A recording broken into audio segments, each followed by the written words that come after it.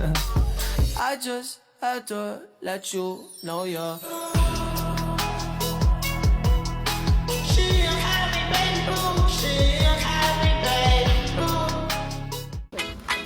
Sebelum kami bergerak melakukan program CSR, malam tersebut kami bersama-sama melakukan pengasingan barang-barang sumbangan ke dalam beg yang ditentukan. Dan keesokan harinya, kami semua bergerak pergi menuju ke tempat program CSR yang akan dilakukan bersama-sama.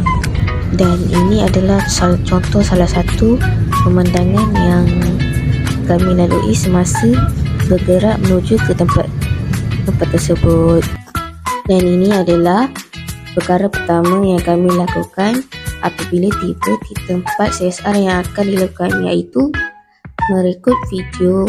Dan seterusnya kami bersama-sama menyusun meja dan kerusi untuk digunakan pada malam hari, iaitu makan bersama-sama dengan penduduk kampung yang hadir pada malam tersebut.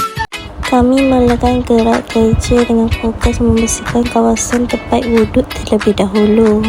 Kami pastikan setiap celah lantai disental bersih supaya jemaah dapat mengambil wuduk. Selepas selesai di bahagian wuduk, kami beralih ke kawasan tandas untuk bersih-bersih menyeluruh agar sekitaran sentiasa segar dan terjaga. Selain itu, kami juga membersihkan kawasan luar masjid supaya sentiasa bersih. Setelah selesai melakukan semua itu, kami semua menunaikan solat asar secara berjemaah di dalam masjid yang telah bersih ini.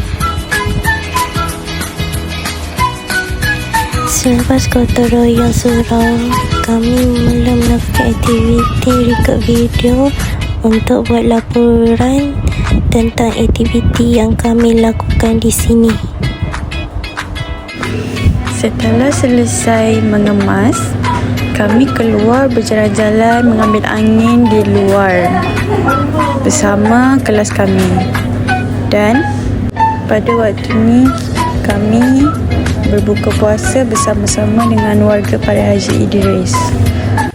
Wakil dari Kampung Parit Haji Idris membuat ucapan untuk menyerahkan sumbangan kepada penduduk kampung dan sumbangan daripada TVET Maraledang.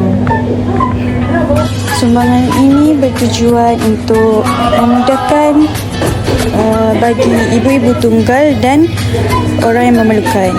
Seterusnya, ini wakil dari kelas kami menyampaikan ucapan sebagai tanda terima kasih dan sebagai tanda penghargaan kerana sangat menyambut kami datang dan bertemu dengan warga kampung di sini. Ucapan tersebut disampaikan oleh Naufal, salah seorang TVET tahfiz dari kelas kami. Seterusnya, sesi menagihkan sumbangan kepada ibu-ibu tunggal Kampung Parit Haji Idris.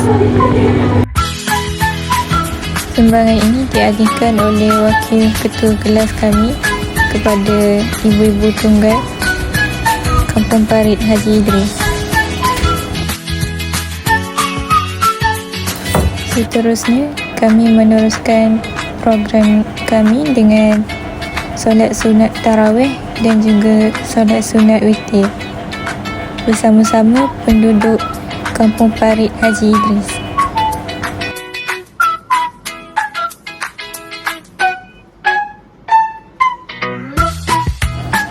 Selesai solat sunat tarawih, kami mendengar ucapan akhir dari wakil penduduk kampung Parit Haji Idris dan bergerak balik ke kolej.